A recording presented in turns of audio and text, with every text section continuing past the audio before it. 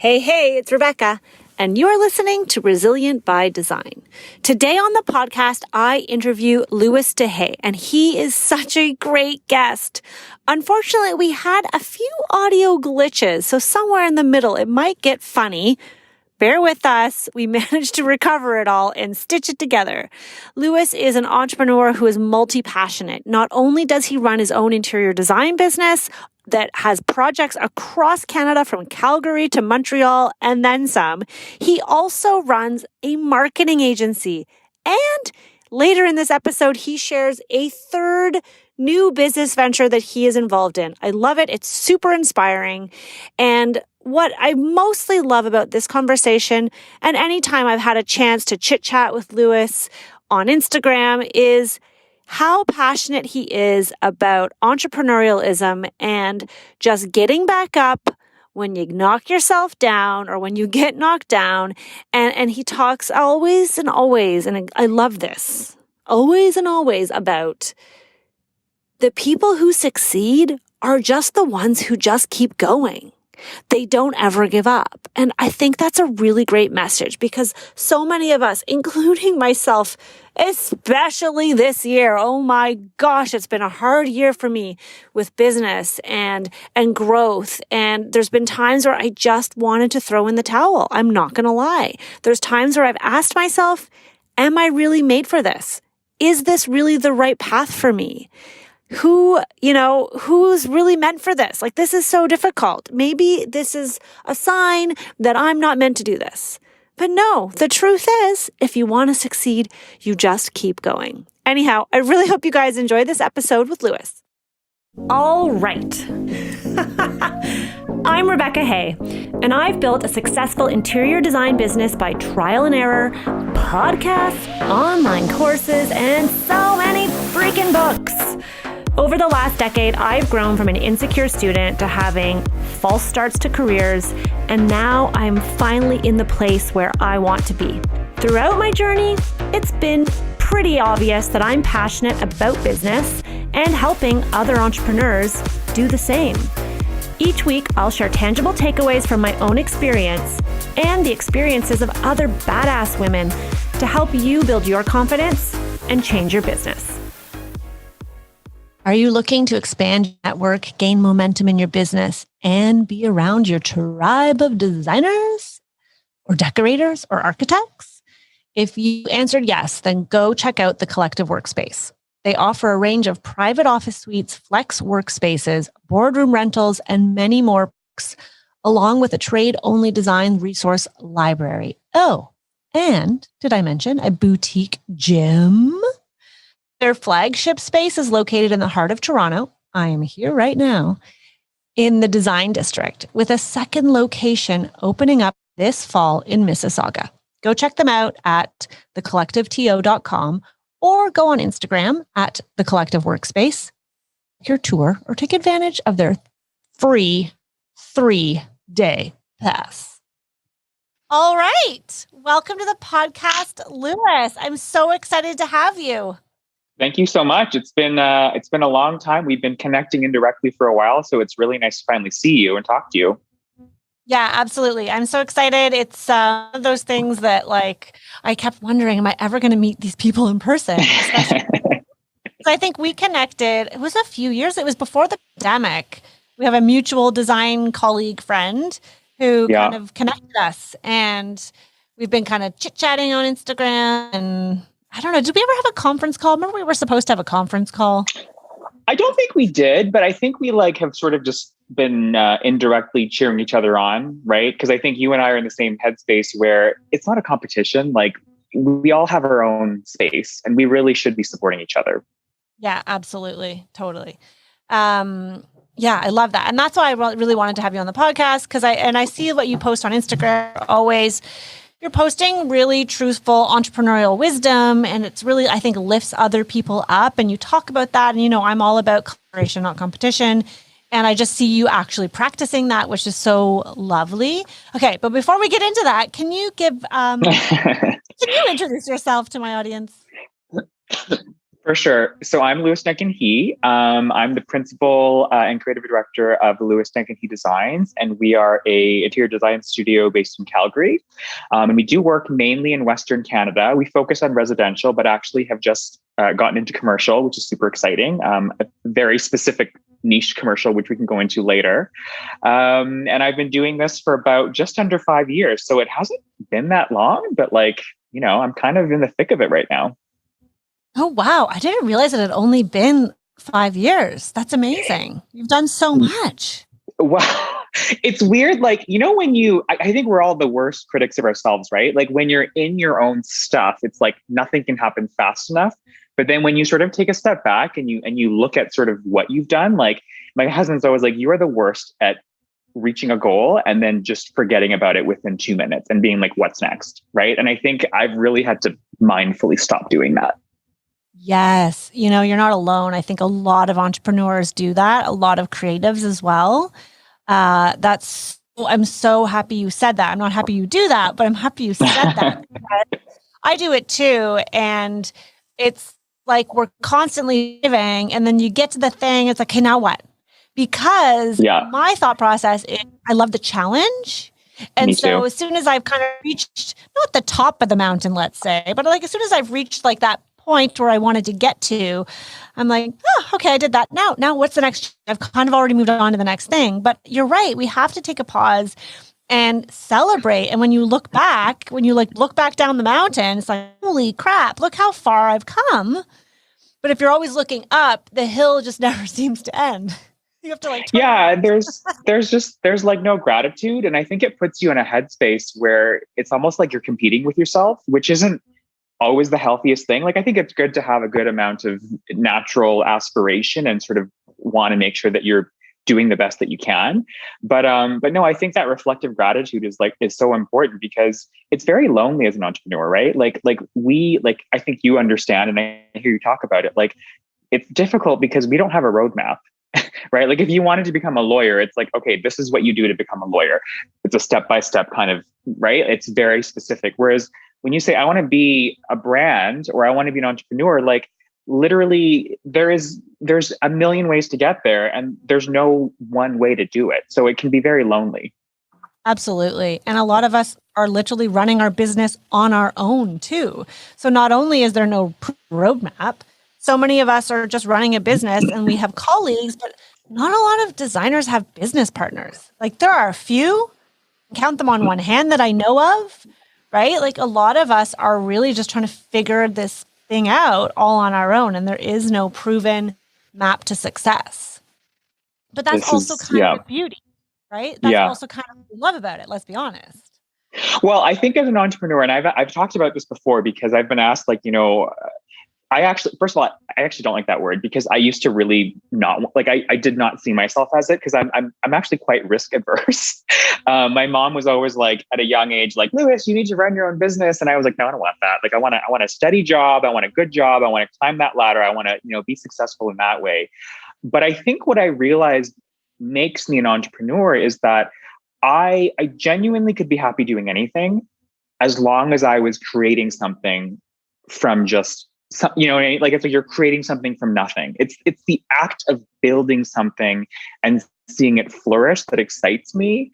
And I kind of view it as a game. Like in my mind, it's like you kind of know where you want to go. And, I've always thought, well, there's no reason why I can't get there. So it's just a matter of time. So then it's less about I failed. It's more about, okay, this didn't work. So then how do I find another way to do it? Right? I'm going to get there at some point. It's a game. Oh my God. I love that analogy. Because I'm like, just like you, I'm like hearing you talk. I'm like, oh my God, he's describing me.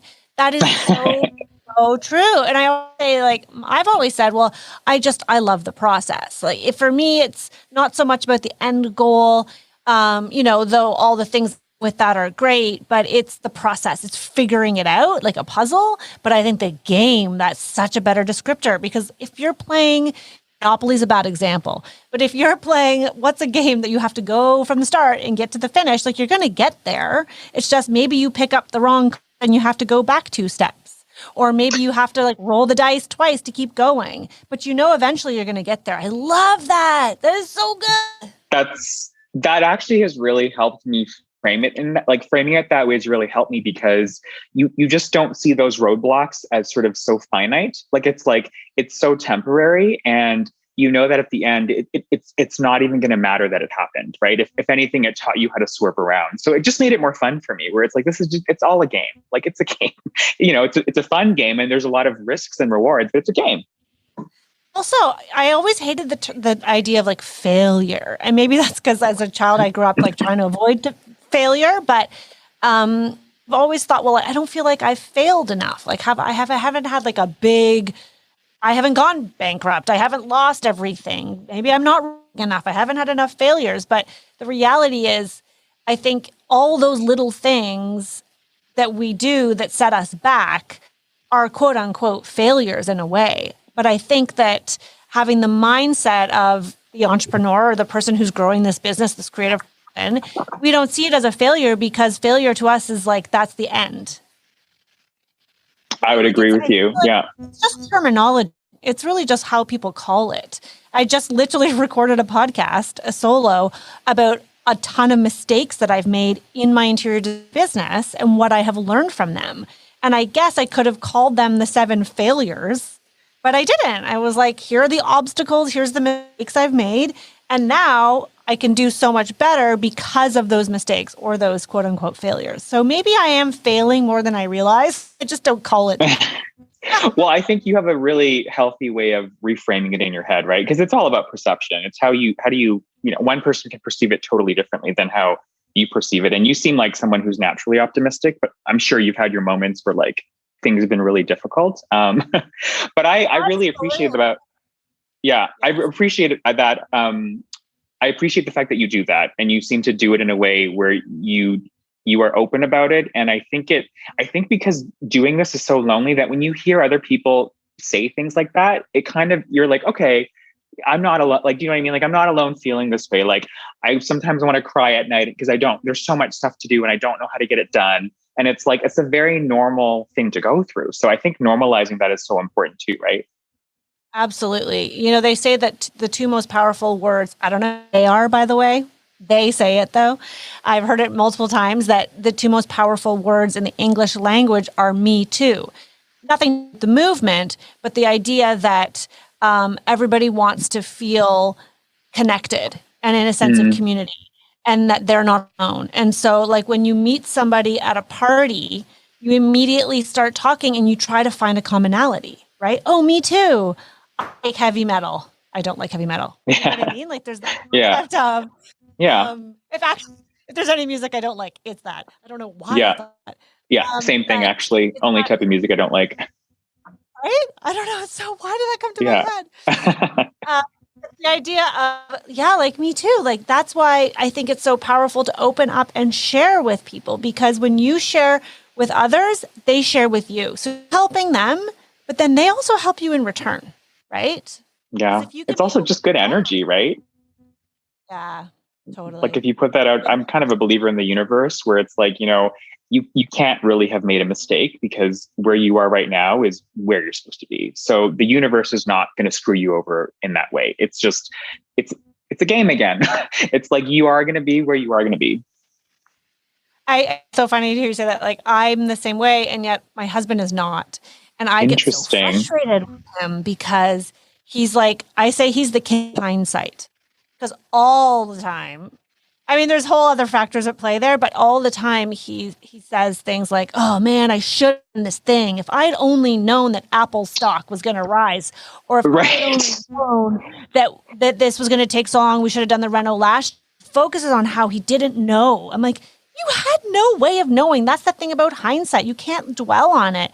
And I'm the opposite, where I literally have 0 regrets in my life. Not that I haven't done things, like maybe there's little things like, oh, I shouldn't have done that thing. But in general, I don't wish that I'd gone a direction. I don't wish that I made a different choice. I'm just continuing to move forward. Whereas he's very different in that he looks back and he's like hating himself for things that he had no control over. And I mean, it's probably a product of our upbringings, and there's probably a whole lot of psychoanalysis there. He came from communist Poland, and it was really well, that probably plays a role in it for sure. Yeah, Yeah. Yeah.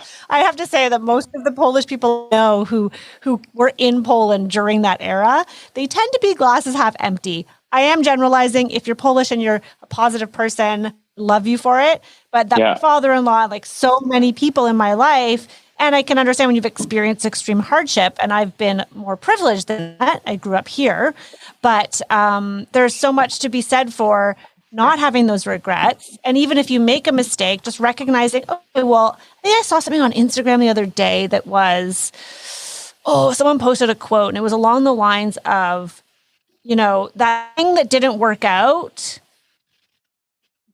for a reason or something along those lines. It's like, be grateful that it didn't work out because it's actually taking you in a better direction, which I think is such a powerful message.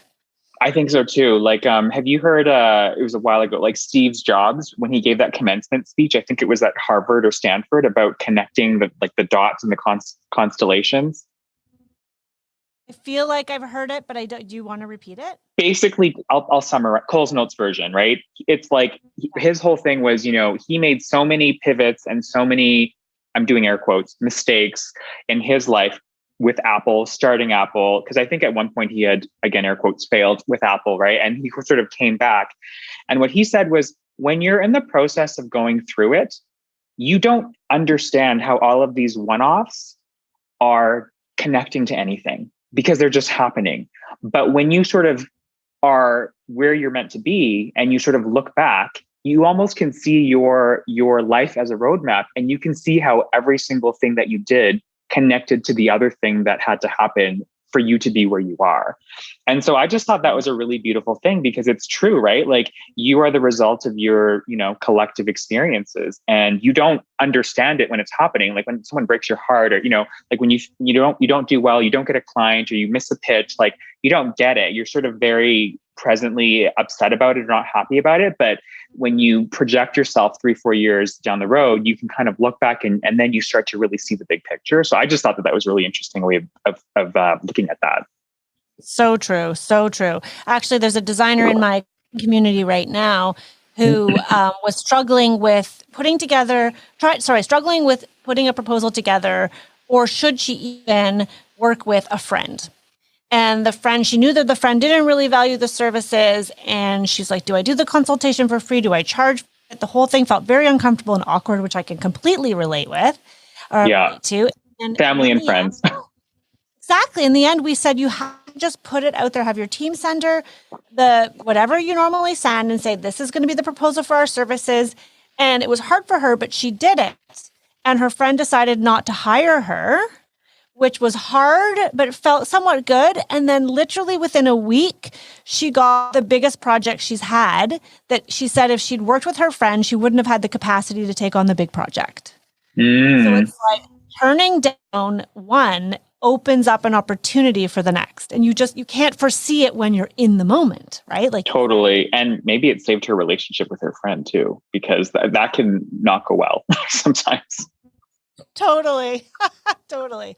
Okay. Yeah. I want to circle back at the beginning, said something about sort of your history. So you've only been doing this for 5 years, and you are young, but you're not a baby. So what were you doing before? And, what led you to make this sort of, I'm assuming it was a career pivot?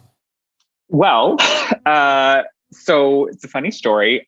So my background's in advertising, and I actually still run an advertising agency. It's my other business. Yeah, it's my other business.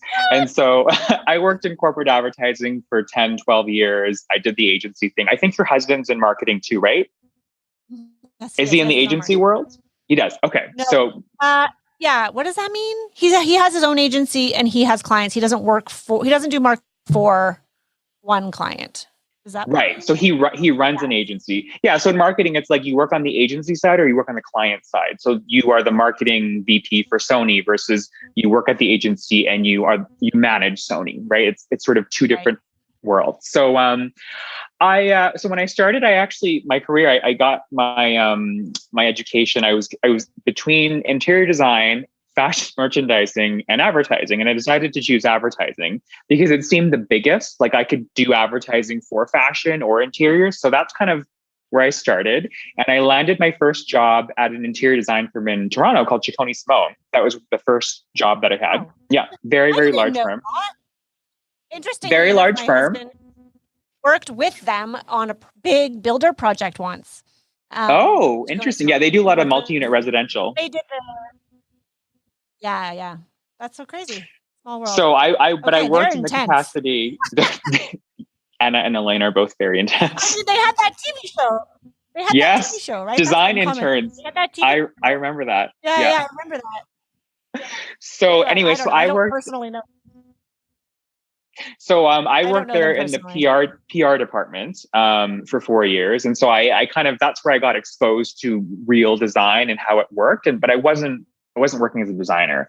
And so fast forward, sort of like 10 years with a pretty successful career in advertising, I kind of just wanted to take a step back because I realized that what my talents were really interacting with people. Like I think you're the same way in that I'm genuinely a curious person and I want to know everything about everyone. And I wanted to find a Yeah. way to have that creative storyteller part of me, which is really who I am at the heart of it too. Like I'm a visual storyteller, and have that mirror kind of my love of understanding people and how they live. And so I didn't even clue into it at that point. So my husband's in medicine. He's dragged me all around the country where we have a party, and one of his colleagues comes over, and she's just finished her residency. She's like looking super sad. And I drunkenly went up to her and said, "Sad girl, why are you so sad? Like, you should be happy. You just finished. Why are you so sad?" And so she told me how she hated her house, and like she was going through a divorce at the time and didn't really like her wardrobe. And so I was like, I've got you. Like, I will help you. Like, don't even worry about it. Right. Like 5 bottles of champagne in. And the next morning she called me and she was like, were you serious about helping me? Like, I'm going to go meet with my realtor in an hour. Like, will you come with me?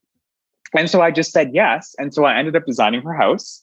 And then all of her colleagues who were in the same place as her, new physicians, had just purchased a home, were like, "How did you do this?" And so she said, "Hire my friend Louis.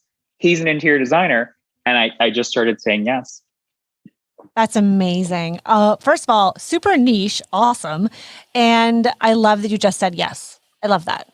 I love that. So is that still your niche, or do you work with other clients too now?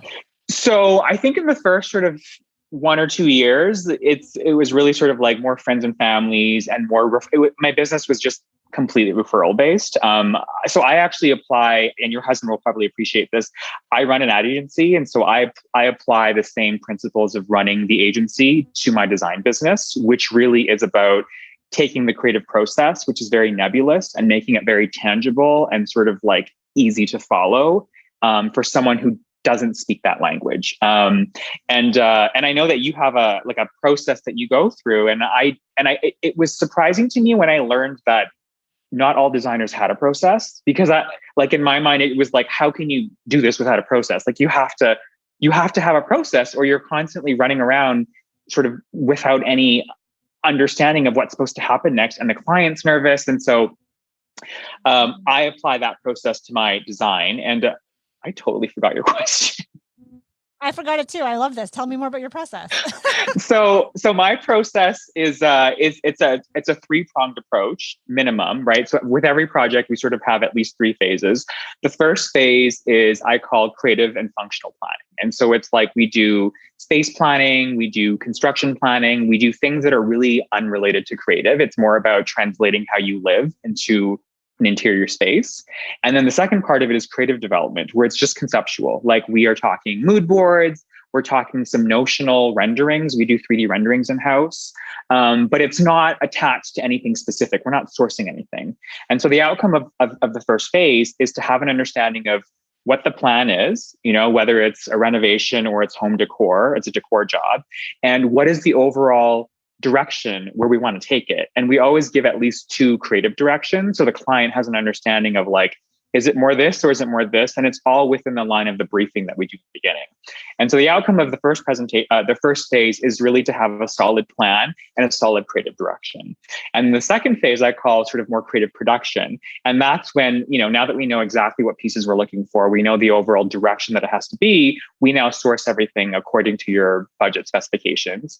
And we also give a couple of options. So we're just looking for the main pieces. We're not doing any decor. We're talking like couches and tables and sort of tile and that kind of stuff.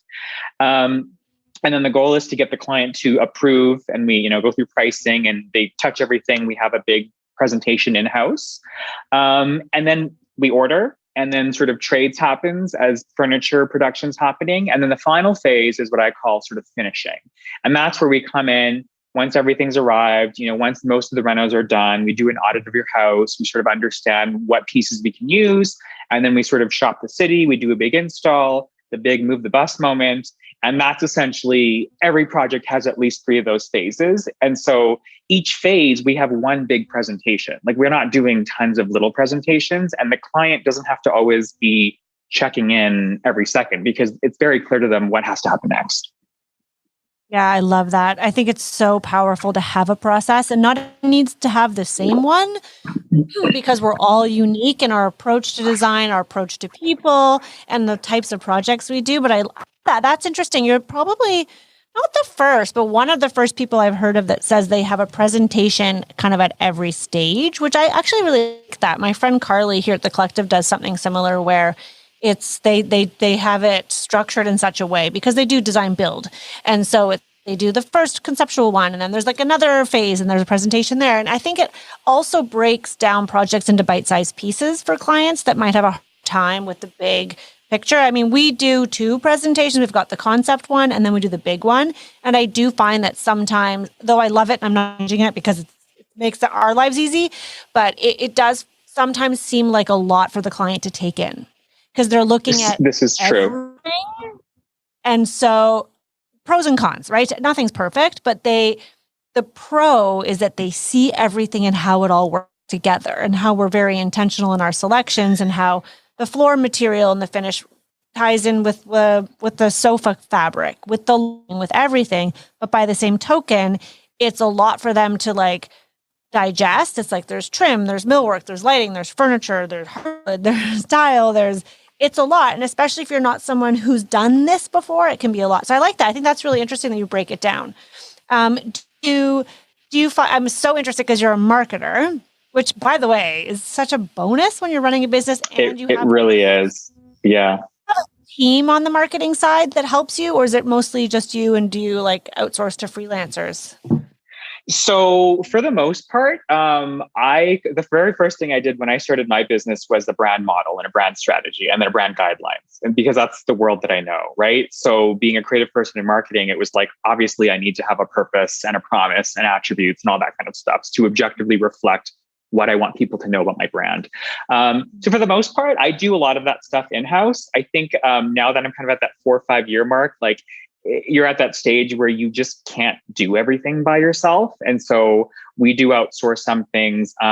Like, I have a person on my team that sort of takes care of like more of the social, and I'm still sort of running it, but she's helping with being more consistent with things like that. Because that's a full-time job, right? Like, it's like, it's like when you run your own business, you are like the finance person, your IT person. And as you start to grow, you really have to kind of let go of that, even though people don't do it the same way that you do. And that was like a big lesson I had to learn. One of my friends who's extremely successful, he runs like a giant, global business. He had said to me, Louis, you have to be okay with someone doing the job at 80%, because they're not going to do it at 100% that you would, because if they could, they would be you. Like, why would they be working for you? Right. And so he's like, sometimes 80% is better than 0%. And that really sort of resonated with me, where I was like, I can't do this alone. I do need people to help me, and my expectations have to be realistic. Yeah. Yeah. No, that's such a good point. I know a lot of designers are always struggling, like, should I hire? But like, I can do this so much better and that's so much better. It's like, you just have to relinquish control a little bit at some point if you do want help and if you do want to grow. It's a bit of a learning curve. Having already run a business, start and run and grown a business. Did starting, running, and growing an interior design business come more naturally to you? It sounds like it must have in some way because you knew to have a process. What other sort of learnings did you translate from one company to the other, or what was completely new? That's a great question. I think so. The difference is my marketing business, which I still run. I actually run it with a partner, and so she deals with all of the strategy side and the client side, and I'm sort of the creative side. So our team was never large. Like we had a lot of subcontractors, and so I would say the application to the interior design world was very much in client service. Like I really believe that client service is such a differentiator in terms of like what product we offer, right? Like I always say, our creative product should always be great. Like there should be no questions about it, right? But the process and the project itself and the project management ability, which is not a lot of things. They don't teach that in interior design school, from what I understand. Like a lot of my staff is like, we had no idea how to do this, and so I think that part of it really helped me because, when I worked at the agency, like I managed really large accounts with a lot of people. Like I understood how to run a project and how to have checks and balances and to be accountable to clients. So I think if anything, that was sort of the biggest help, where my reviews are always about the experience as well as the actual design.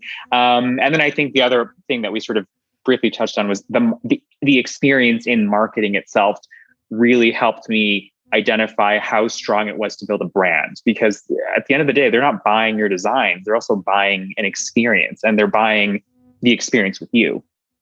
Yeah, so true. I think the way you worded it is better than what I say, because I would say customer service matters more than the product or matters more than the design. And I think that comes across as I don't care about the quality of the design, which is true, but I think you're right. It's like a baseline. Everybody needs to have that. But then it's the differentiator is what you do above and beyond that, right? How you service those clients. Yeah. I think so, because you can control that. Like you can control your own creative output, and if your output is not good, then that's a different story, right? But assuming that you have a good product, like you still have to be in that blue ocean, right? Not that red ocean. So. Oh yeah, you're speaking my language. That book, Blue Ocean, Red Ocean. Yeah, it's great. I mean, I couldn't read the whole thing. It was like very academic, but I took from it the key. I scrolled through and other people talk about it, but it's so true. It's how do you stand out in the marketplace, right? How do you differentiate yourself? It's clear to me in talking to you, Louis, that having had previous career experiences running a business has definitely given you a leg up, because I think it's important for other designers to hear this, because a lot of designers come at this and it's not their first career. And that is actually a real benefit. And I think obviously having run your own business as your previous or still current career, I think is also supremely beneficial. Jumping out into running a business out of design school without having any experience about how customer service works and the process and all of those things, the learning curve is very steep, very, very steep. Absolutely. And I actually don't think that I knew it was my edge until I started living in my business, where I was like, oh, this isn't second nature to everyone. Like, I'm like, of course we have to do, a checks and balances. Like, of course we have to give a status update, like every few days. Like, it just was natural to me. And so I think the more that I leaned into it, I was like, I'm not running an interior design business. I'm running a business that services interior design, right? Like that's our output, but I'm still running a business. Like that's what's important about it. Yeah, I think that's why so many successful business owners are able to be in any industry and successful, because, you understand the fundamentals and the core elements. And I've become so passionate about this because I did not learn. And I do not have a model. I did not run my own business before. This is the first time. I didn't even really have a career in other things. I mean, I dabbled in lots of other things, but I didn't work in the professional business world until I started in interior design. I did work for someone, but it wasn't the same. And so for me, I really see the benefit to having those core fundamentals of business when you're running any business, but especially creative business. And as the creative, You focus so much on the creative, not you, but in general, I think most In designers general, yeah. so much. And that was me for so long. I was so obsessed with like trying to up level my design, up level. And I would see everyone else's. I'm like, oh, I got to do that for the drapery. Oh my God, look at that molding. I wish I had clients who wanted to do moldings. And I was so focused on the aesthetic. And I was missing the point that it's not just about that to run a successful business. Absolutely. Yeah. So wonderful. Because that to me has given you a head start. And not that it's a race, but in the game. I would say, I think like if we're looking at it as like a, designer A started a business and designer B, like I definitely had more to reference without really knowing. I mean, obviously I spent 10 years learning it. So that was sort of helpful to me. But yeah, it sort of really, it definitely has paid off. And I get reminded of it because I still don't think about it that way. Like, I'm like, it's just how you do it. But it's like, not everyone has that experience. Yeah. What would you say is the most challenging running a design business for you? So I would say right now, and I know that you had talked about this, the most challenging thing for me is growth, and is sort of having the right balance of where that growth needs to be. Because I think when you run your own business, you pretty much learn to like live with the stress of not really knowing more than like 6 months out how your business is going to do, maybe a year out if you're doing a really great job, right? Like very few businesses have like 3 years of work lined up. And so I think that's really part of it. And actually going back to when we were talking about just entrepreneurship and how difficult it is, like these are not questions that you have access to regular people that tell you. Like it's not like at this point you bring in this person, and then if this happens, you have to let them go. Like you kind of have to figure that out for yourself. So I think that's the process that we're going through right now, where I've sort of made the commitment to say, you know what, I maxed out at just me. I was doing really well, but I want to be able to help more people. I mean, I don't want like a giant enterprise, but I need a team of people to help me do that. And so I've fully committed to that now, and just sort of said, I'm going to fully commit to growth for the next 2 years. If it's not where I want it to be, I can always sort of step back. But I think that part is very difficult because there isn't a rule book. Like there's no index. Totally. I like that perspective, though. I like that you're sort of saying, okay, I'm going to give myself this amount of time to focus on growth, and then let's reassess. And it gives you the time to do it, as opposed to, and I know a lot of designers listening can relate to this. Like for me, the longest time I was like, oh, I need to hire. Oh, no, got to pull back. And it was like this push, pull. Because sometimes you have to, it's a longer term investment. It really is. And my husband had to put that in my head. Like, even though he's in medicine, he has a natural knack for business, I think, that's typically not true of people in medicine. Is very different. No, but that's cool. He's very strategic minded, but I think I was lucky in that, I didn't have a lot of overhead right when I started, and I was reaping all of my own revenue. And so I was doing really well, and I didn't have any expenses. And so he was like, at some point, you're going to have to reinvest a ton of money back into your business for it to grow in any way. And I didn't really understand that. Like when you open a restaurant, like some people are like, if you break even in 2 years, that's great. I've never had that experience with running a business because my expenses were my output, right? Which is free. And so that's been a new learning curve for me. Yeah, I think that's a really interesting perspective. I know that it's the question I get asked probably the most by designers is, how do I know when to hire? When should I hire? What should I hire? Right? What role? Who? Person? But like, what is that type of person? Is it an admin? Is it a mini me? Is it a junior designer? And my answer is always different. It just depends. I mean, there's always it depends, but I can say what I did and what maybe in hindsight I could have done better. But I see successful models in every different direction. So it's so challenging to understand and know. And that's been my big struggle the last couple of years is the people development, the growth, the money mindset for me has been really big, and really focusing on, like, I realized I kind of had this ceiling where I'm like, I want to get to $1 million. I want to get to $1 million. And then you get to $1 million and then you can't get, and then you fall back down again. And it's like, that's where I've been. And I think I've sort of had this fear of investing in the right people that are of the skill set that I need at this level to deliver the level of service that I want to deliver to my client. I've been so nervous to kind of take a leap of faith a little bit because numbers have never been a passion of mine. I'm trying to be careful with how I talk about numbers, and I'm learning, but you're right. It is an investment. I personally have just made a decision thanks to the help of my operations. Like, I'm so fortunate now to have somebody who comes from a corporate world, from a different background, who's like, you have to crunch numbers this way and do this. And we've really worked out the numbers, and we've realized that within a year, if we have so many projects at a certain revenue, then we can afford these key positions, right? And it supports them and it breaks even. And then anything above that is gravy, or anything less than that, you might have to lay someone off, right? And so looking at it longer term, I'm like, oh, well, if that's the case, I can definitely afford more people or certain people than I thought I could. However, it looks good on paper for the year. And I love that you said that 2-year sort of milestone, because then what happens is I look at the actual project load and what's coming in, and it's a sure thing. I have past experience to say, yes, I can do that many projects. And like, yeah, we can try and push the type of projects, but I panic. Well, I think every designer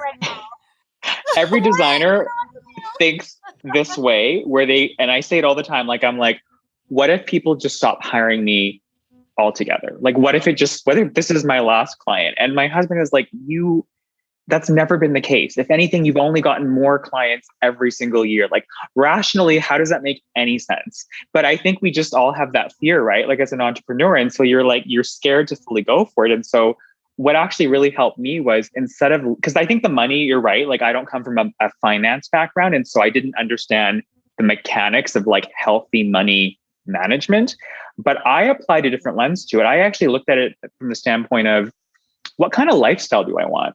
Like, do I want to be so tied to my work that if I want to make $1 million, I need to be the one who is responsible for that, working 7 days a week, 24/7? Like, is that what I want? Or do I want to be able to run a successful business where I have a team in place that's very competent and they can deliver the experience in the way that I want to? And I'm not really as involved as I need to be. And I can go, like, spend time with my family and go on vacation. And that's really what I wanted. And I realized in order for that to happen, I have to grow this business. So that's sort of what pushed me over the edge. It wasn't the money. It was like, this is actually not the life I want. I want this life. How do I make that happen? Yeah, 100%. I'm the exact same. It's, yes, and the money supports the lifestyle, but it is totally that lifestyle and that freedom. Like, as soon as I started having babies, my perspective on my business changed. And what I was interested in changed. It was more about business development, and it was more about learning how can I work myself out of my business. As much as I love to do the design, I've been doing design now for 12 years. So, picking fabric drapery doesn't light me up quite the same way as it did 12 years ago, right? I still get excited and I like it, but I think I'm probably like opposite of you. Now I've realized I'm super passionate about business and marketing, right? Because I never really dabbled in that before. So my passions are kind of shifting, and I love design, probably like you with the marketing, but now I'm looking for a new challenge. So for me, it's the coaching, right? It's the online courses, it's giving back, it's the community, it's the teaching, it's the, making a better environmental impact. Like, things like that are now getting me excited the way that doing the craft of design did before, but I still love it. And it's been amazing to me. So how do I grow the business? So you're right. So I can take summers off with my kids. Maybe I can go on a vacation and I don't even have to check my cell phone. Like, those are the things that motivate me.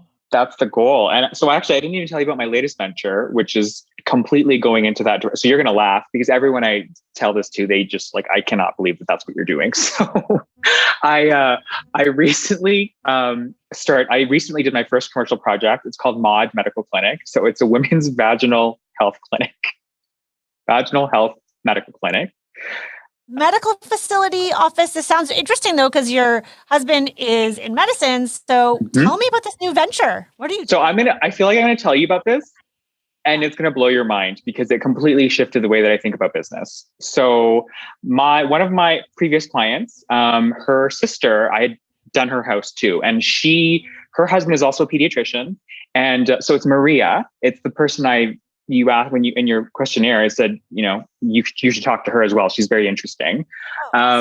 So her entire background is in opening clinics. So she's opened an aesthetics clinic. She's opened like an injury clinic. Like she has like a medical billing company. She is in the truest sense an entrepreneur. Like that's her whole life, right?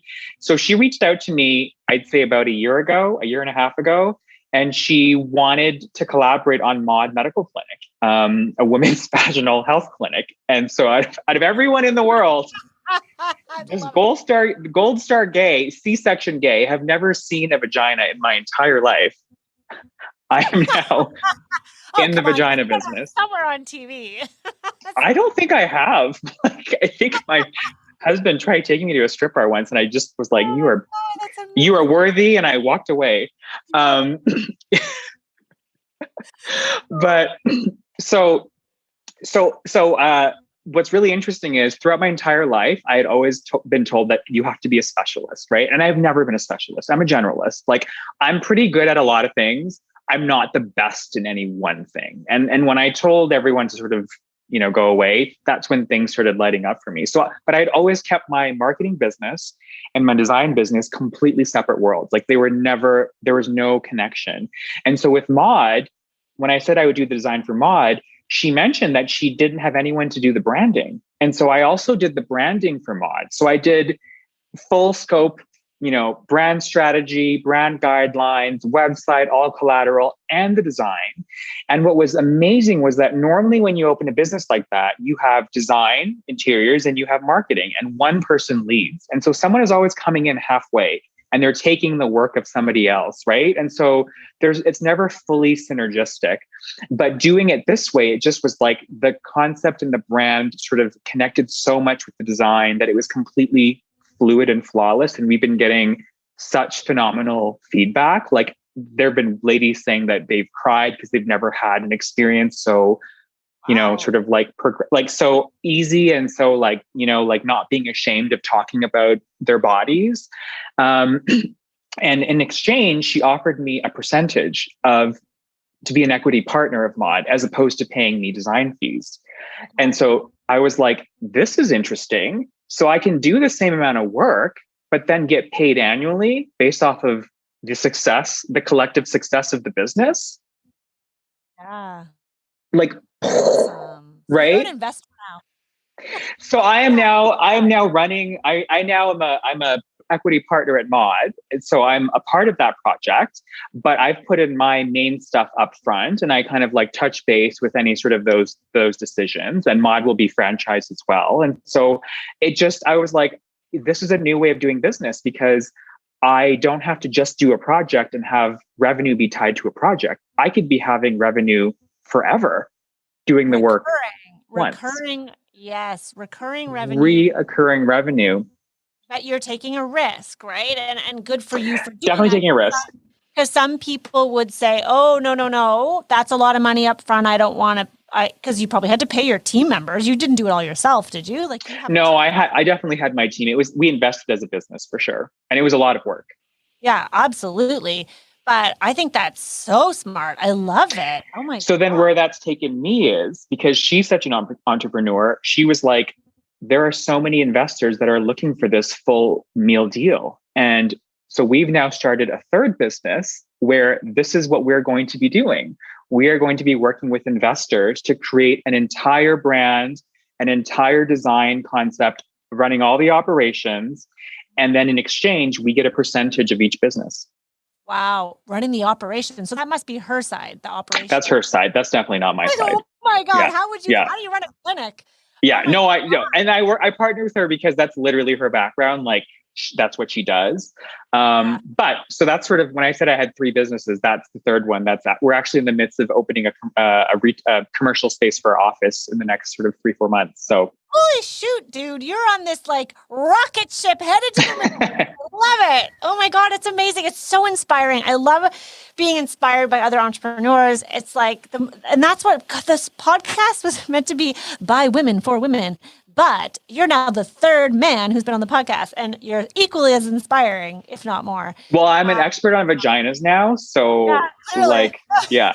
There you go. That's your in on the podcast. Yeah. But it really is so incredible to see other people's experiences and learn from their, I guess not risks isn't the word, but like, you're sort of sometimes the leap of faith or saying yes and just jumping right in, because so many of us are so afraid and so scared to, maybe let go of one thing and start the next one, or maybe add. And, I can be honest with you, I get people, not as much now, but in the last year or so, there were people in my life who would say, like, what is this? Why are you doing this thing with designers? Like, stay in your lane. You do design. And it was noise. It affected me for a hot minute. I'm not going to lie. Right. And then I was like, no, I need to be true to who I am. And who I am is I see an opportunity. I see something that fills me up and lights me up, and let's go for it. And like, that's exactly what you're doing on an even bigger scale.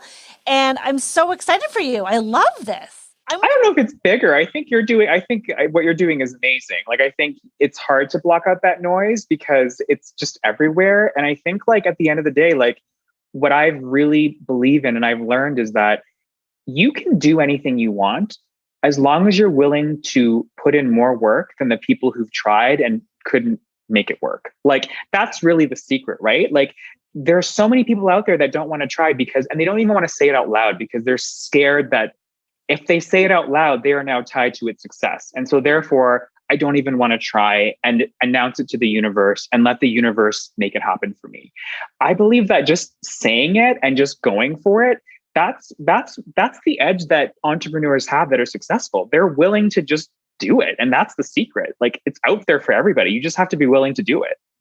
Yeah, it's so true. And I think you posted something along those lines, I don't know, recently or whatever it was on social media. And I thought, yes, or maybe it was in a DM we were chatting. I was like, most people are afraid to fall down, get back up, fall down. And the people who succeed are the ones that just keep going. They just keep getting up. It's actually it's not a mind-blowing secret. It's actually quite simple. It's like, they just have kept doing it, and that's how it happens.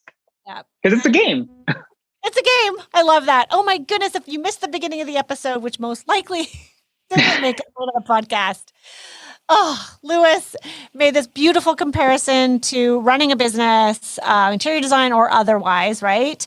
As like a game, right? And it's not a race to the finish line. You're going to get there. I mean, in a game, you do have competitors, but it's friendly competition, right? But you keep the focus really on yourself, right? Like, I think that's the most important thing.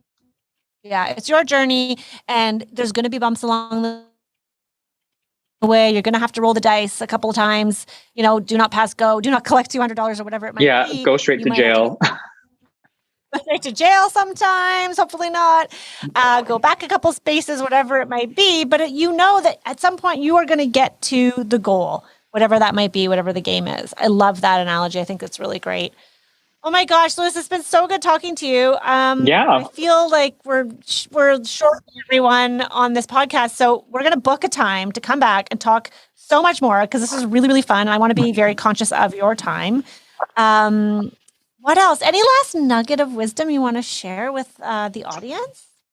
I think I probably can just sort of hit home some of the things I've talked about, like with, it really was because there's so many things that you hear from people, right? Like I've been told, Louis, pick creative or pick strategy. Like, you can't do both, right? And I, for the longest time, I made decisions based off of fear. Like, if I do this or I don't do this, this might happen.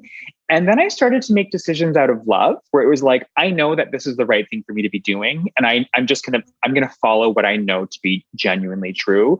And it was when I did that, like, it's easier said than done. But when I just stopped caring about what other people had to say or think about what I was doing, everything started happening. And the universe just started giving me all of these amazing opportunities. And so I think it's so important to say, like, you can be whoever you want to be. Like, you can be someone who does a lot of things, or you can be someone that does one thing. Like, there's no rule. And anybody who tells you there is, they're not in the same space that you're going to be in. So.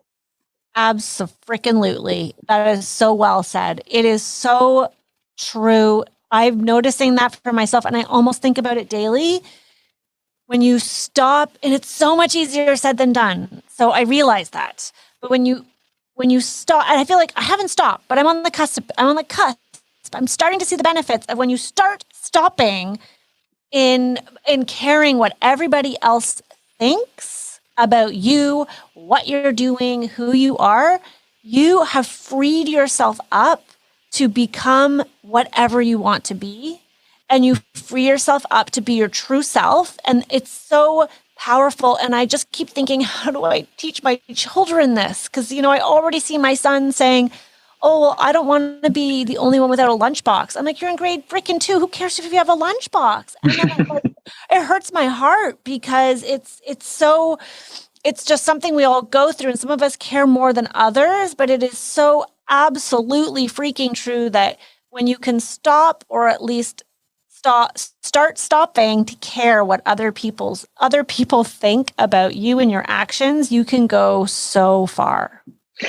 I mean, it's not like it was easy, right? I'm 37. So I don't think I really started to actually believe that until I turned 33, 34. It was actually quite recent. Like, it wasn't like, it's like, you have to really practice it, and you have to really understand, why it isn't relevant. Like, nobody is living your life. Like, what right do they have to tell you what your limitations are, right? It's very personal. You're playing a game, but it's like you're playing with yourself.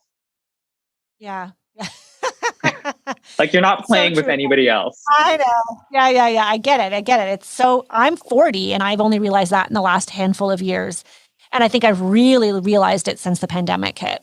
And I think most of my personal success, where I feel validated as a human and I feel like I'm doing the best work, has been when I am freely myself. And I put it out there, and I say, listen, do I want a freaking TV show? I want a TV show. Maybe it'll never happen. But guess what? I'm just going to say it out loud all the time, and maybe I'll connect with someone. But if I don't say it to anyone because I'm worried people are going to judge me or think things about me, then I'm definitely never getting a TV show. Oh, 1,000,000%. And I'm sure that happened with social, right? Where at first I didn't want to post things where I'm like, are people going to think that I'm so into myself, that I'm just like a jerk that like is so egocentric? And at some point I realized people are too busy caring about their own lives. Like, if anything, most people, almost everyone was like, that's so amazing that you had the guts to go for it. Like, and like, it's just a weird narrative we have where it doesn't really matter what anybody thinks about what you do. I mean, you obviously can't be hurting anyone, right? But it's like, just do you. Yeah. And they say the more successful you get, the more haters you get in a way. You see it in comments of like celebrities or political figures or people who are businessmen or women who are influencers. And you can see the conversation that goes on social media, and you see it in the news. And there's always going to be people who don't like what someone's doing, even if what they're doing is phenomenal for the world. There's just always going to be people who don't like you. There's going to be all of these people that love and think you're amazing. And you just have to stay in your lane and focus on what fills your heart. Right. Don't hurt other people. Don't be an a-hole, like, obviously. But if you are doing what lights you up, and then that's what life's all about, honestly, for me. It really is. And it's about like the process of getting there. Like, it sounds so cheesy because we've heard it so many times, but it really is. Like, you have to just appreciate the fact that like you're doing this in your own space, and it's something that you're creating, and it's your contribution to the world. And it's like a personal adventure. Yeah. Yeah. So true. I love the quote. I've heard it 1,000,000 times. What other people think of you is none of your business. It really is. That's so true. And it says more about them than it's actually not personal, because usually it's about them. It's about something that it has nothing to do with you. Yeah, so they're projecting. Anyhow, we're going to psychoanalyze people. All right. So I'm going to let you go. This has been so wonderful. I can't wait to meet you in person, Louis. And yeah, for sure. I'm going to go check out all the things that you do. Can you please let the listeners know where they can find you? Yeah. So they can find me louisdhe.com. So LOUISDHE.com. And on Instagram, I'm at Louis, LOUIS, _DHE. That's pretty easy. Yeah. Amazing. Well, thank you for being on the podcast, and congratulations on the new endeavor. I can't wait. I'll let you know how it goes. You know what? Even if it doesn't go the way you want, you're on the upswing. There'll be something else, and I can't wait to watch your journey and be inspired by you. So thank you. Thank you so much. Yeah, I've also been inspired by you and your willingness to share. It's actually really helped me at times where I've been like, okay, so I'm not the only one feeling this way. So yes. Exactly. See, we're helping each other. We are. Amazing. Yeah. Okay. Thanks so much. We'll talk soon. Bye, Louis. Okay. Bye. Well, I hope that the weird, wonky disconnect in the audio didn't stand out too much and that you guys really enjoyed that episode. I loved talking to him. I really want to have him back. I feel like we could have talked for at least another hour. It's kind of what I love about this podcast. I get to meet in person or virtually video, people that I wouldn't normally just get a chance to sit down and chat with. It's really kind of cool. And then you guys get to be the fly on the wall to our conversation. Anyhow, it's really neat that he shares so much and is so open about all the things. If you guys like this episode, send me a DM. Let me know on Instagram. I would love to see you inside our Designer Meetup Facebook group. I would love to get some feedback there about, I don't know, what parts of my podcast do you love? What not episodes, but what type of content are you craving more of? What are you struggling with right now in your business that you would love for me to talk about? Are you preferring the podcast where I just interview? Do you prefer just me talking, a solo episode? I would really love to know from you what you like so I can create the content that you will also love. So join us there. Designer Meetups is the Facebook group. It is a private group. If you're not a designer, decorator, stager, design professional, you are not welcome. Does that sound awful to say? We really try. I mean, we've had a few people spam our group, so we're really careful of who we let in. Please make sure you answer all of the questions. Otherwise, you may not get granted access. I'm not trying to be exclusive, but I do want it to be a safe space for designers to share, vent, and all the things. Okay, guys, that's it. I hope you enjoyed this episode. See you soon.